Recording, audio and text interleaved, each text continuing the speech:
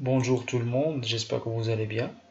Aujourd'hui, on va présenter la norme ISO 45001, le système de management santé et sécurité au travail. On va présenter un questionnaire de la norme. Bon, au premier lieu, on va présenter ou bien définir la norme ISO 45001. La norme 45001, c'est une norme élaborée par ISO pour les organisations soucieuses d'améliorer la sécurité de leurs employés, de réduire les risques sur le lieu de travail et bien sûr créer des conditions de travail meilleures et plus sûres. Comme vous savez, la norme ISO 45001, c'est la même chose pour 14001, c'est une norme de l'environnement. Et pour ISO 9001, c'est pour le système de management de la qualité. On a des chapitres. Et les chapitres, et bien sûr, les chapitres de la norme présentent des exigences de la norme.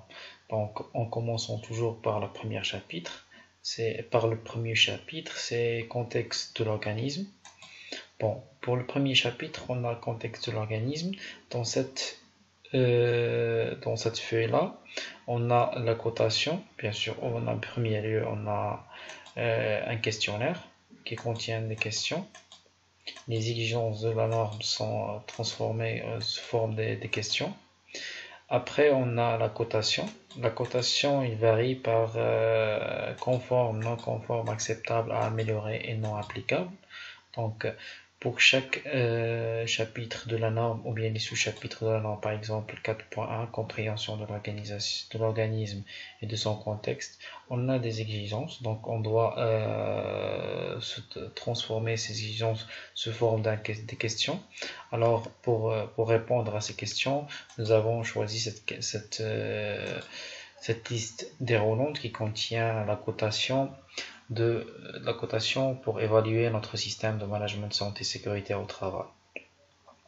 La cotation que nous avons, c'est conforme, non conforme, acceptable, à améliorer et non applicable.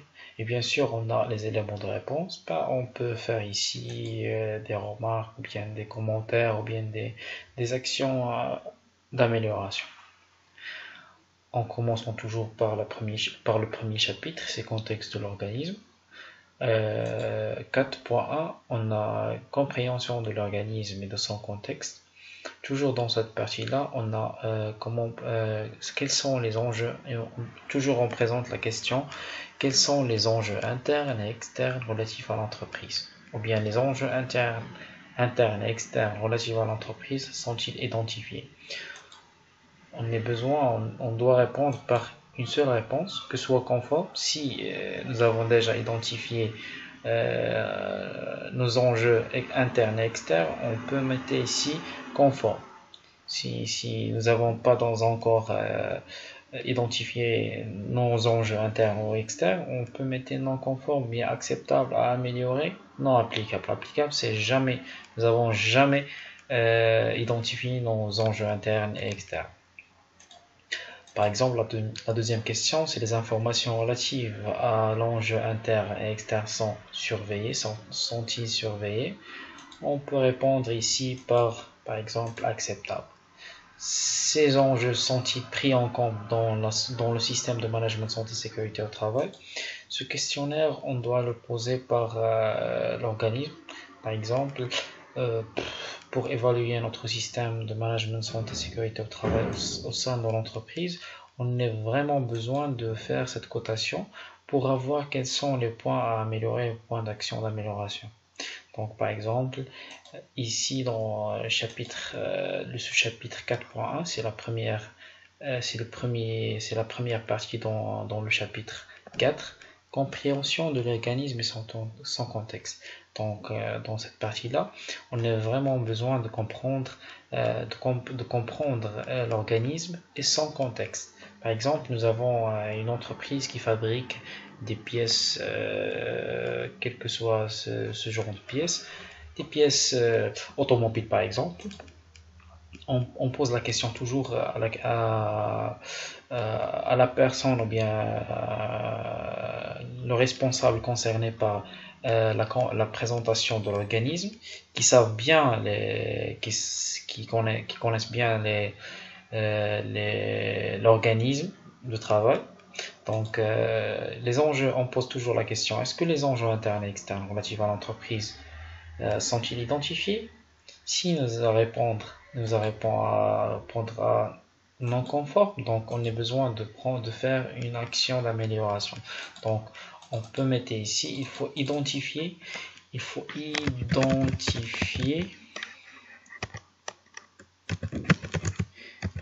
les enjeux internes et externes de l'entreprise.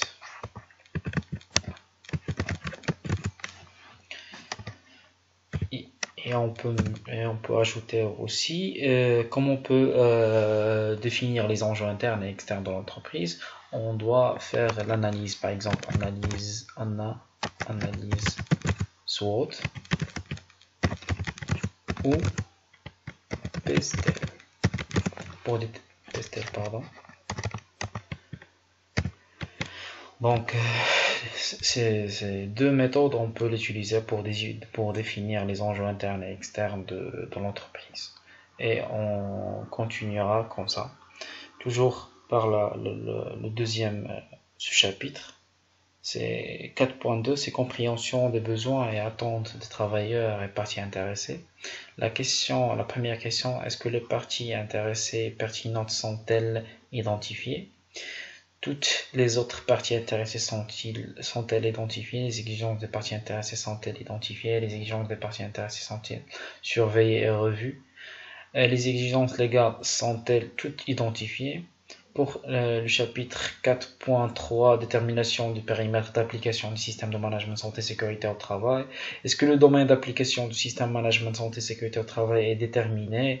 Le domaine d'application prend-il en compte les enjeux internes et externes? Le domaine d'application prend-il en compte les exigences des parties intéressées? Le domaine d'application prend-il en compte les activités professionnelles? Pour 4.4, système de management santé sécurité au travail, on a les questions suivantes. Les processus ont-ils été identifiés? Les risques de ces processus sont-ils identifiés? Les séquences de l'interaction de ces processus ont-ils identifiés? Et comme ça, on passera maintenant à la deuxième chapitre. Le deuxième chapitre, c'est le chapitre 5, donc le leadership et participation des travailleurs. Donc, c'est un chapitre très important dans la norme ISO 45, plutôt pour toutes les normes. On a le questionnaire pour 5.1, on a le premier sous-chapitre, c'est le leadership et engagement. On a la direction assume et démontre sa responsabilité et son engagement dans l'efficacité du système de management santé sécurité au travail. La politique, les objectifs SST sont-ils établis et formalisés? La direction s'assure telle que les exigences de SMSST soient intégrées dans les activités. La direction s'assure telle de la disponibilité des ressources nécessaires au SMSST. La direction communique-t-elle sur l'importance de disposer un système efficace de se conformer aux exigences et incite-t-elle les personnes à contribuer à son efficacité? La direction s'assume-t-elle le SMSST atteint les résultats attendus? La direction, etc. Pour le deuxième chapitre, c'est politique de SST. On a les questions liées à la politique SST. Bien sûr, le 5.3, c'est le rôle, responsabilité, autorité au sein de l'organisme. Donc, on doit poser les questions qui sont en relation avec ce chapitre. Ce sous-chapitre, conclusion et participation des travailleurs. On passera maintenant au chapitre planification. On a un questionnaire.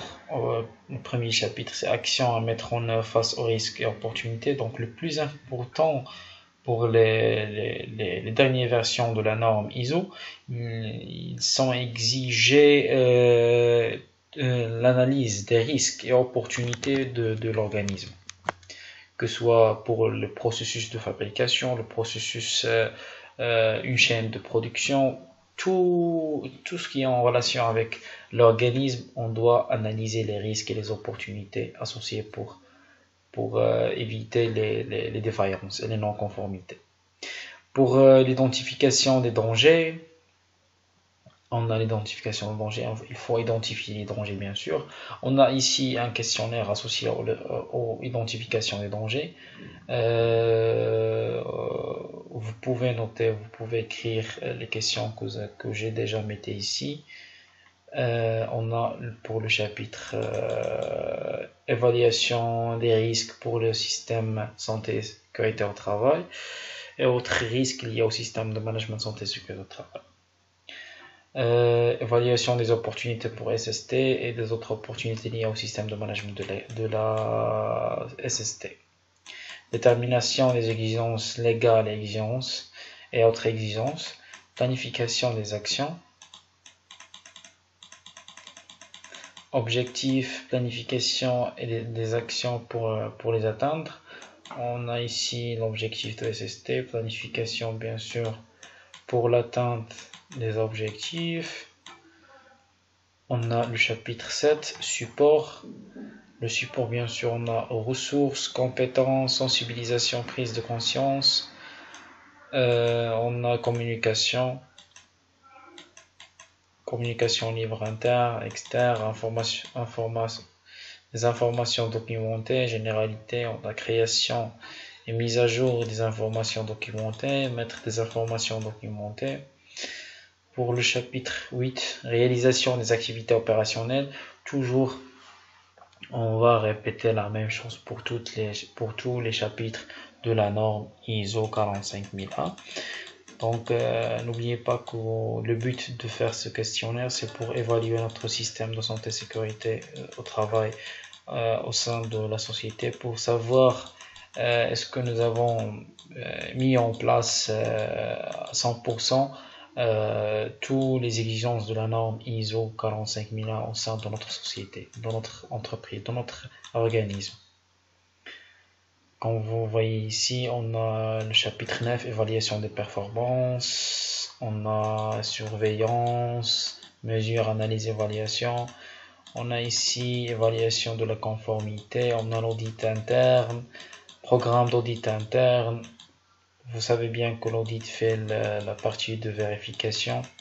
Toute une équipe qui fait la réévaluation bien sûr et la vérification du système de management de santé et sécurité au travail au sein de la société. Et finalement le chapitre 10 c'est l'amélioration. On a généralité, on a l'événement indésirable, non-conformité des actions correctives. Ici, n'oubliez pas que, comme vous voyez ici, on a réalisation. C'est fait partie du cycle PDCA. Donc, on a plein do, check act. On a cette partie, c'est do, c'est réalisation. Évaluation des performances, c'est check. Et amélioration, c'est act, c'est agir. Donc, on propose des points d'amélioration continue. Amélioration continue. Et nous avons maintenant terminé notre cours d'aujourd'hui.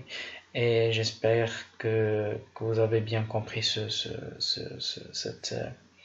questionnaire de ISO 45001.